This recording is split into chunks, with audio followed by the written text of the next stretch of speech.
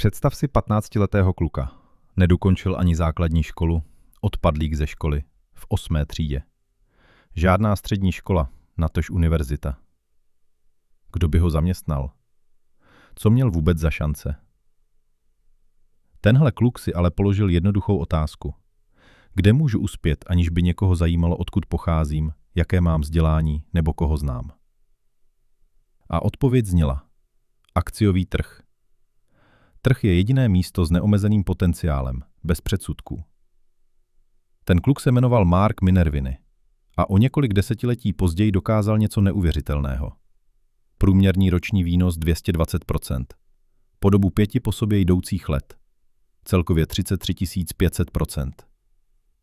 Vyhrál americký investiční šampionát v roce 1997. A to všechno, bez 1 stupně formálního vzdělání. Ale tady je ta věc. Cesta tam nebyla přímá. Na začátku ztratil všechno. Potom 6 let nevydělal ani korunu. 6 let. Většina lidí by se vzdala po 6 měsících. Minervini vydržel 6 let. Protože věřil v proces. Dnes si převyprávíme jeho celou cestu a hlavně konkrétní techniky a principy, které ho udělali šampionem a které můžeš použít ve svém tradingu. Mark Minervini odešel ze školy v 15. Jak sám říká, je prakticky zcela samoučený. Nikdy neviděl vnitřek střední školy jako student. Ale měl něco jiného. Neuhasitelnou touhu po vědění a hořící touhu být nejlepším traderem, jakým mohl být. A tahle touha je první lekce. Minervini píše, že vášeň přesahuje peněžní odměnu. Největší úspěch přišel, když se konečně rozhodl zapomenout na peníze a soustředit se na to, aby byl nejlepším traderem, jakým může být. A peníze pak přišly sami. Začal číst všechno, co našel. V místní knihovně četl finanční novinky a reporty o akcích. Za svůj život přečetl přes 1000 investičních knih. Studoval historii trhu a lidské chování. Stal se fanatikem. A tady je detail, který mě dostal. Když si nemohl dovolit knihy koupit, stál u regálů v knihkupectvích a opisoval si je. Ručně. Do sešitu. A když zjistil, že na místní univerzitě se dá kopírovat za cent za stránku, chodil tam s kapsou plnou drobných a celé knihy si okopíroval. Stránku po stránce. Pak je sešil se šívačkou dohromady. Představ si to. Člověk sedí v koutě matčiny jídelny u skládacího stolku. Obklopen ručně sešitými kopiemi investičních knih. Nikdo v jeho rodině neměl tušení, co dělá. Byl to skromný začátek, ale z dlouhodobého hlediska to fungovalo. Ale jeho první skutečná zkušenost s trhem byla katastrofa. Na začátku 80. let dal své peníze brokerovi. Ten mu doporučil akcii biotechnologické firmy, která prý vyvinula lék na AIDS. Broker říkal, že má informace od důležitých lidí z oboru. Že americký úřad pro léky brzy schválí jejich produkt. Výsledek? Akcie klesala. A klesala. Minervini se díval v hrůze, jak padá pod $1. Ztratil všechno. Každý cent. A broker? Ten si samozřejmě sebral svoje provize.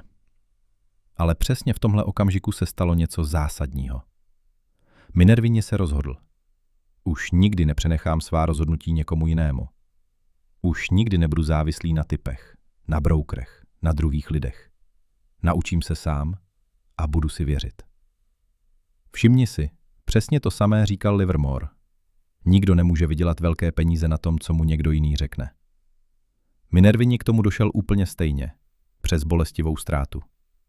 Začal obchodovat sám, s několika $1000 na začátku 80. let.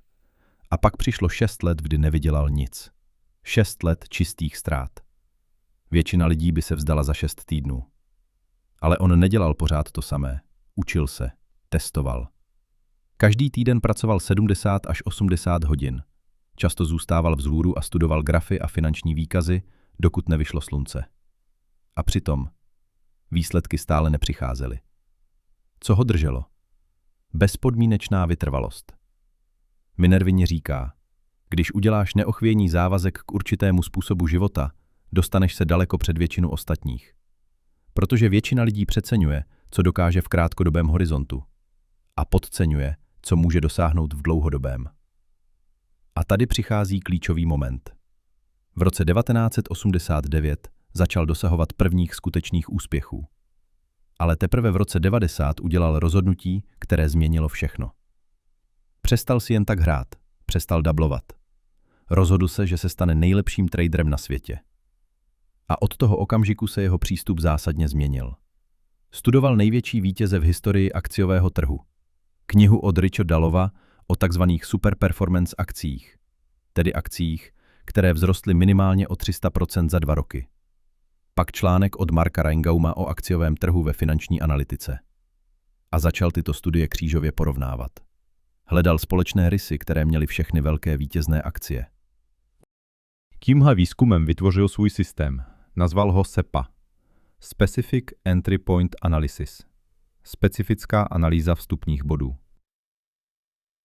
Ten systém ho přivedl k neuvěřitelným výsledkům. Od roku 1994 do roku 2000 průměrný roční výnos 220%. Vítěz amerického investičního šampionátu. A co je ještě důležitější, jeho systém ho dostal ven precios před 8 medvědími trhy. Včetně 2 nejhorších propadů v historii. Dokázal chránit své zisky. Minervíně to shrnuje jednou větou. Nejdůležitějším cílem ze všech je chránit svůj obchodní účet a udržet zisky z předchozích býčích trhů. Předtím, než se dostaneme ke konkrétním pravidlům, musíme mluvit o něčem zásadnějším. Minervíně používá příběh, který pochází od autorky Pemy Chodronové. Příběh o dědečkovi, který říká vnukovi. V mém srdci bojují 2 vlci. Jeden je pomstychtivý a nasvářený, druhý je chápající a laskavý. Vnuk se zeptá, který vyhraje? A dědeček odpoví, ten, kterého se rozhodnu krmit. Minervíně říká, že v každém traderovi existují 2 lidé. Prvního nazývá stavitel. Stavitel je disciplinovaný a zaměřený na proces. Věří, že výsledky přijdou, když bude proces správný. Každou chybu bere jako lekci. Každý neúspěch jako zpětnou vazbu. Říká si, tohle už neudělám znovu. Druhého nazývá bourák. V angličtině wrecking ball. Bourák je řízený egem. Chce výsledky hned. Když nepřijdou, je frustrovaný. Když udělá chybu, obvinuje druhé nebo se bije do hrudi. Když strategie neprodukuje zisky okamžitě, zahodí ji a hledá novou. Nikdy se ve skutečnosti neoddá ničemu naplno. A tady je klíčové rozlišení. Minervíně říká, já se považuji za osvíceného tradera. Za prvé, uznávám, že mám v sobě oba, i stavitele, i bouráka. Ale vědomě se rozhoduji krmit stavitele a nechat bouráka hladovět. Uvědomovat si tohle každý den je ještě důležitější než jakýkoliv obchodní systém. Všimni si, jak se to propojuje s tím, co jsme se učili od Livermora. Livermore napsal, že trh neporazí tradery. Tradery porazí sami sebe. A Minervíně přesně vysvětluje jak. Bourák uvnitř tebe, to je ten, kdo tě požírá. A je tu ještě jeden příběh, který to ilustruje. Minervíně měl studenta jménem Darren. Darren chtěl obchodovat přesně jako Minervíni. A tak začal dělat úplně všechno, co jeho mentor dělal. Minervíni jako bývalý kulturista si holil nohy. A Darren si taky oholil nohy. Zní to absurdně, ale pointa je hluboká.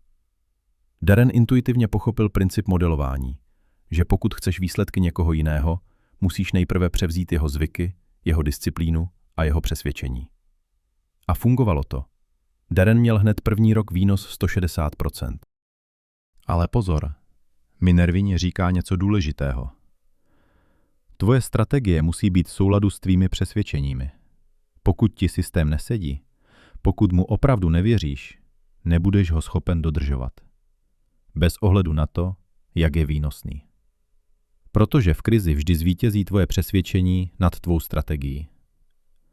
Takže příště, když budeš sedět před monitorem a po ztrátovém obchodu budeš cítit chuť okamžitě skočit do dalšího, zastav se a zeptej se. Mluví teď stavitel nebo bourák? Teď se pustíme do 6 konkrétních principů. Tohle nejsou teorie. Tohle jsou pravidla, podle kterých Minervíně žije každý den. Princip první. Vždycky měj plán. Minervíně říká, příprava je znakem profesionála. Před každým obchodem má již připraveny reakce na všechny možné scénáře. Co udělá, když akcie půjde nahoru? Co udělá, když půjde dolů? Co udělá, když se nic neděje? Všechno je rozhodnuté predem. A používá k tomu krásné přirovnání. Říká: provozuj své portfolio jako pilot řídí Boeing 747. Pilot má předem připravené plány pro každou situaci. Od běžného letu až po naprostou katastrofu. Než vůbec vzlétne, ví přesně, co udělá, když nastane problém. Přesně tak musíš přistupovat ke každému obchodu. Minervini tomu říká kontingenční plánování. Co když se stane tohle? Co když tamto? A každý nový scénář, který v praxi potká, přidá do své sbírky. Časem má odpověď na všechno, protože všechno už jednou zažil. Jeho plán má konkrétní prvky. Prvním je vstupní stop loss. Cena, při které prodá, pokud se obchod obrátí proti němu. Moment, kdy cena zasáhne stop, prodá pozici bez jakéhokoliv váhání. Žádné otázky. Druhým prvkem je plán pro znovu vstoupení. Někdy tě akcie vyhodí ze stop lossu, ale pak se znovu sformuje do pěkného vzoru. Minervini říká: nezahazuj takovou akci jen proto, že tě jednou zastavila. Pokud se znovu nastartuje na dobrém objemu, může to být ještě silnější obchod než ten první. A třetím prvkem je katastrofální plán. Co když vypadne internet? Co když ztratíš proud? Co když se ráno probudíš a tvoje akcie je dole 20% kvůli vyšetřování ze strany regulátorů? Proč je tohle tak důležité? Protože bez plánu rozhodují emoce. Minervini píše, že všichni tradeři oscilují mezi dvěma emocemi. Nerozhodností a lítostí. Bojí se udělat krok. A když ho neudělají, litují. Jediný způsob, jak se z toho dostat, je mít plán.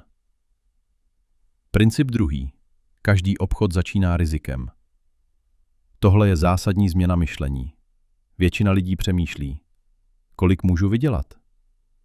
Minervini se ptá jako první: kolik můžu ztratit? Říká tomu přístup riziko na prvním místě, anglicky risk first. A tady je detail, který většina lidí přehlíží. Minervini píše, že každé ráno, než se otevřou trhy, se podívá do zrcadla a řekne si: Marku, dneska máš kapacitu udělat si vážnou škodu. Pak jde pracovat. Tohle cvičení dělá proto, aby si připomněl svou vlastní kapacitu pro sebezničení. A vždy si pamatoval dvě nejdůležitější slova v tradingu. Respektuj riziko. A pak vysvětluje princip, kterému říká backing into risk, tedy zpětný výpočet rizika. Když najde akci, která ho zajímá, nejprve se podívá na graf a řekne si: kde je nebezpečný bod? Kde je úroveň, pod kterou ta akcie nesmí klesnout, aby zůstala zdravá? A teprve od tohoto bodu zpětně vypočítá, kolik může riskovat. Používá krásné přirovnání s koňmi. Říká: představ si, že si vybíráš koně v ohradě. Proč bys si vybral divokého mustanga, který tě zhodí po 3 krocích? Jasně, možná by se taky dostal z bodu A do bodu B, ale ty bys přitom skončil obličejem v prachu.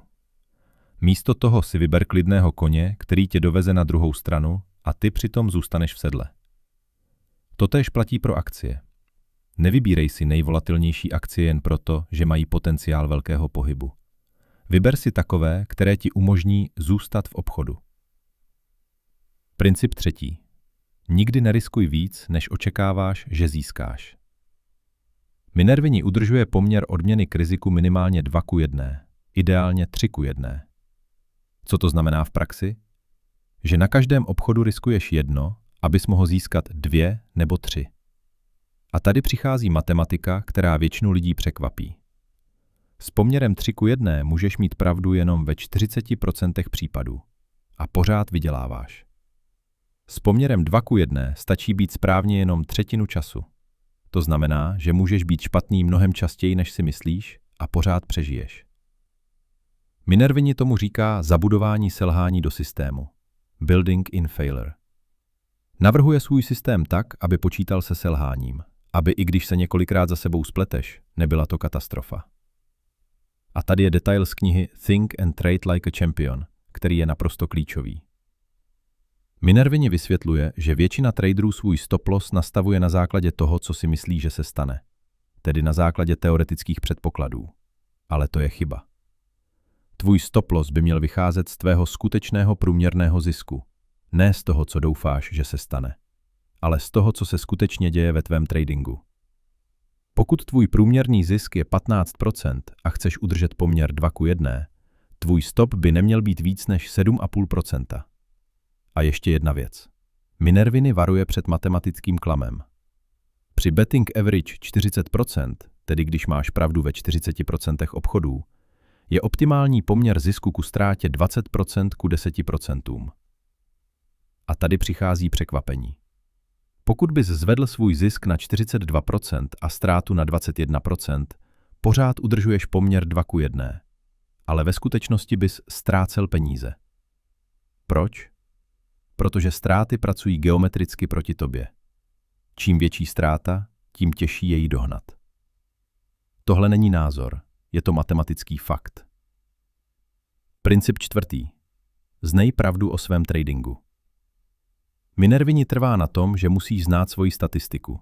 Ne to, co si myslíš, že děláš. To, co skutečně děláš. Jak často vyhráváš? Jaký je tvůj průměrný zisk?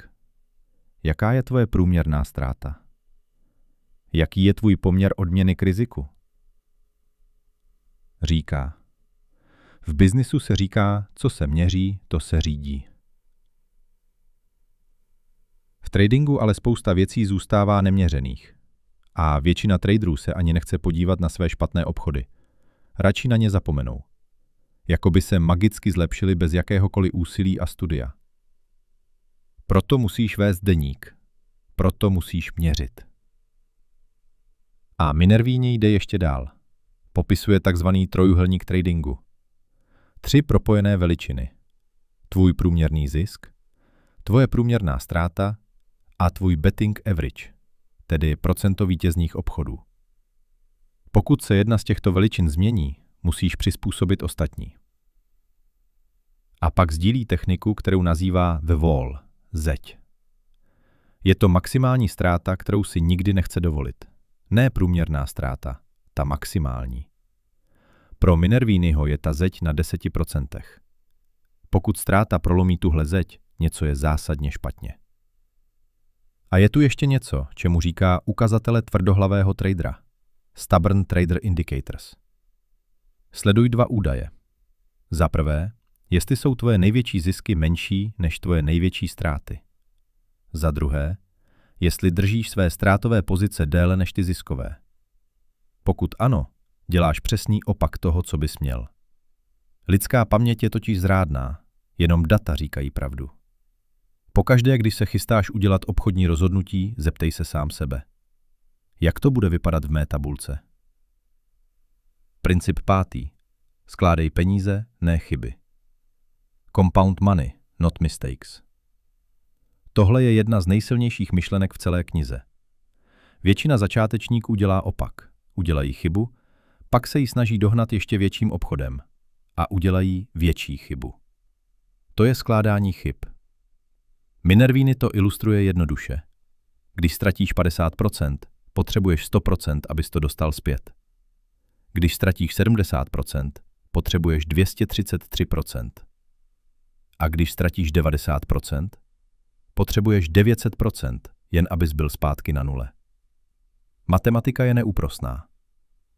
A pak sdílí pravidlo, které nazývá 50-80. Jednou, co bývalý tržní lídr dosáhne svého maxima a začne klesat, je 50% šance, že spadne o 80% a 80% šance, že spadne minimálně o 50%. Přemýšlej o těchto pravděpodobnostech. Po velkém růstu je téměř jisté, že akcie spadne o polovinu, když nakonec vytvoří vrchol. A je to 50/50, jestli ten pád bude až 80%. Proto je ochrana kapitálu priorita číslo 1. Ne zisk, ochrana.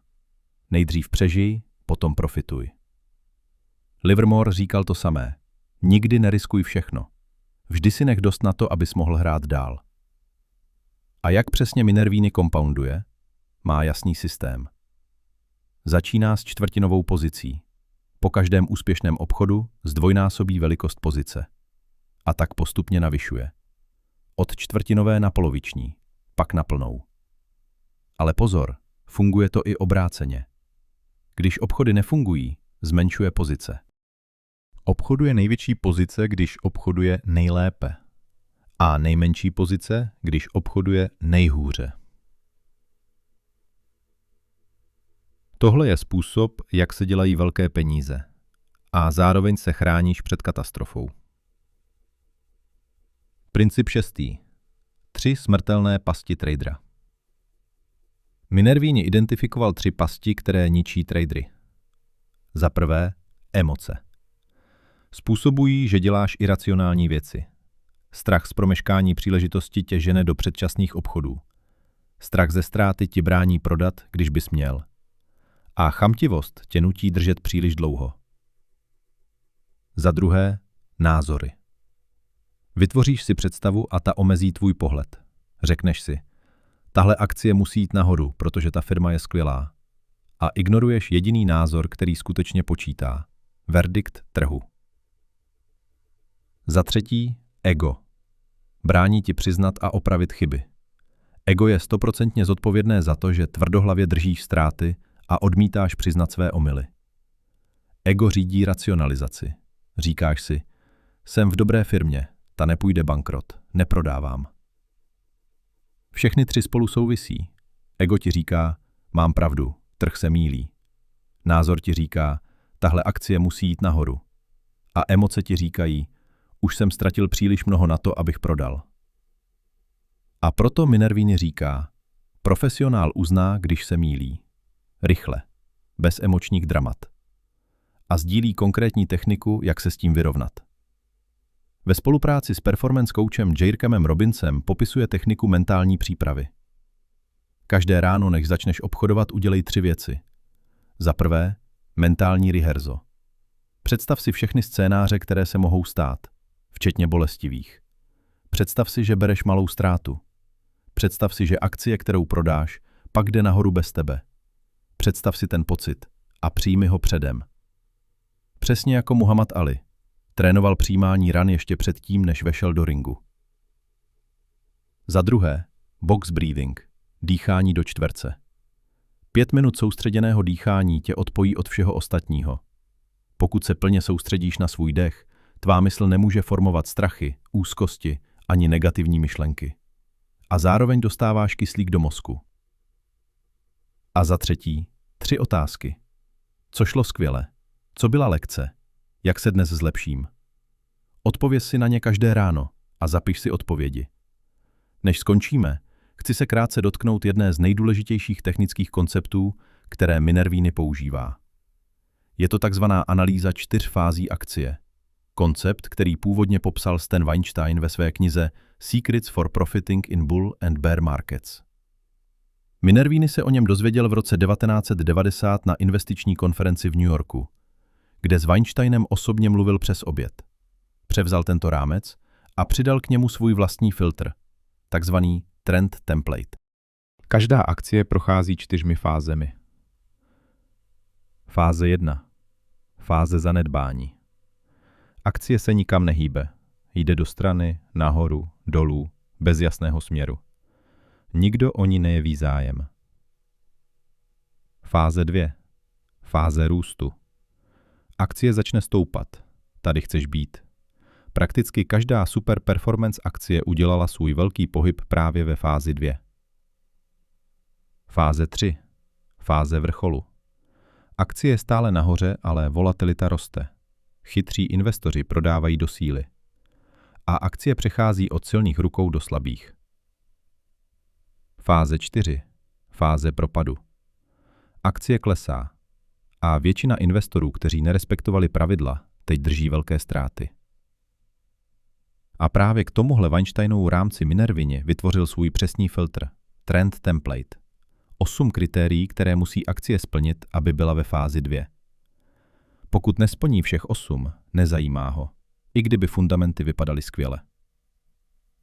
Mezi klíčová kritéria patří: cena akcie musí být nad 200denním klouzavým průměrem, 150denní průměr musí být nad 200denním, 200denní průměr musí stoupat a cena musí být minimálně 30% nad svým 52týdenním minimem.